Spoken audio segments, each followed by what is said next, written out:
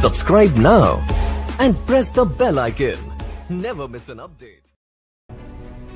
मैं कहानी सुना रहा था उस दिन रजौरी गार्डन में, और वो कहानी है बड़े जबरदस्त एक आदमी की जो बहुत दानी था।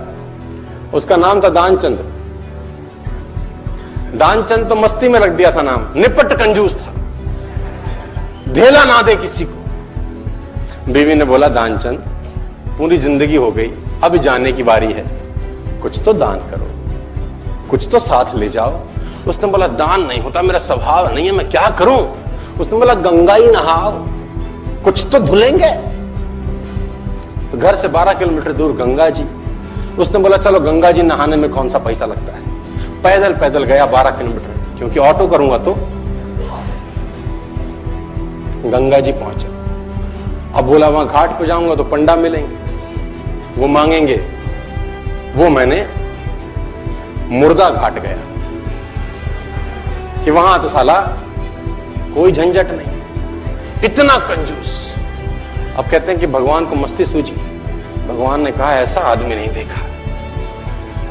अब वो जैसे ही डुबकी मारने अंदर झुका, भगवान पंडा का रूप बना के सामने प्रकट हो गए।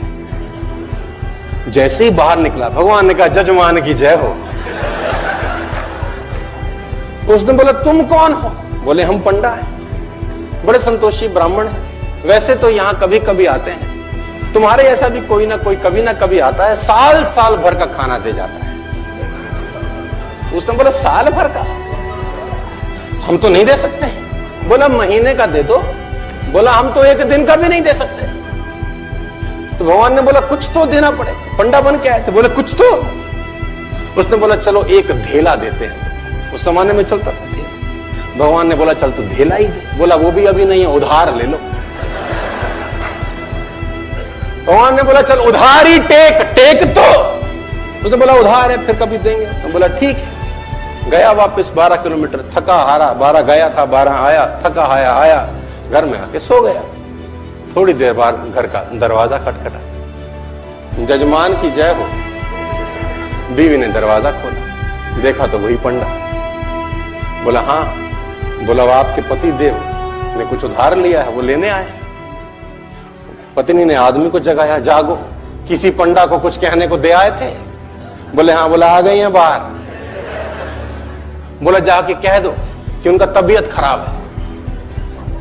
अब कंजूसी देखो। अब वो जाके बोली उनकी तबीयत बहुत खराब है।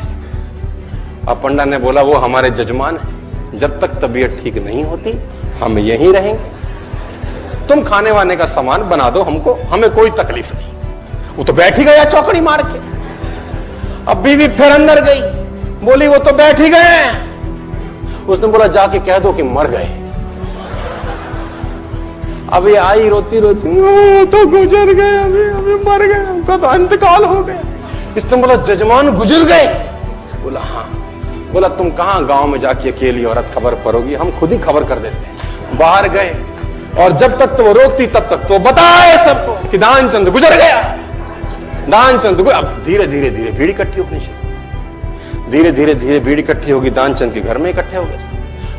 अब दानचंद को बांध लिया, ले जाने की बारी। अब वो बीवी रोवे, ये मरे नहीं है। लोगों ने बोला ये तुम्हारा मोह है, ऐसा तुम्हारा मोह है, सबको होता है। और वो कम वक्त भी बंध गया, सांस रो के बैठा है। अब उसको ले जाने लगे, राम नाम सत्य है, और वो भी चल पड़ा। इतना निपट कंजूस, चिता पे रख दिया। भगवान ने बोला दुनिया हमसे हारती है, हम इससे हार गए। भगवान ने बोला ये मर जाएगा साला, कुछ देगा नहीं। भगवान ने बोला हम जजमान के कान में कुछ कहना चाहते हैं। लोगों ने बोला कह दो महाराज, अब तो बस तैयारी है। भगवान ने उसके कान में बोला आया हूं बैकुंठ से तुझ संग नाता जोड़। मैं बैकुंठ से आया हूं, तेरे संग नाता हमने जोड़ा है, हम भगवान है, आंखें खोल। इसको लगा अरे वाह वाह, ये तो खुद भगवान आ गए। जैसी आंखें खोली, देखा सामने वही पंडा। फिर आंखें बंद कर ली।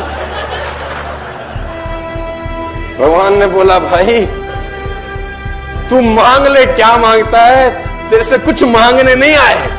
इसने बोला हमको कुछ नहीं चाहिए, बस धेला छोड़ दो और जाओ।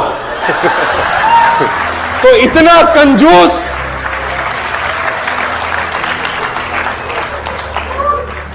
कंजूस बाप को मरती हुई हालत में देखकर बेटे ने बुलवा लिया और 2 गुना बड़ा कफन सिलवा लिया।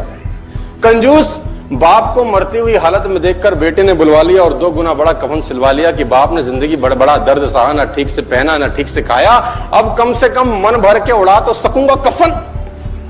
कहते हैं कान में पड़ते ही बेटे की बात बाप जी ने खोली धीरे से आंख, बोले बेटे ठीक नहीं है तेरी मर्जी, क्यों करता है फिजूल खर्च?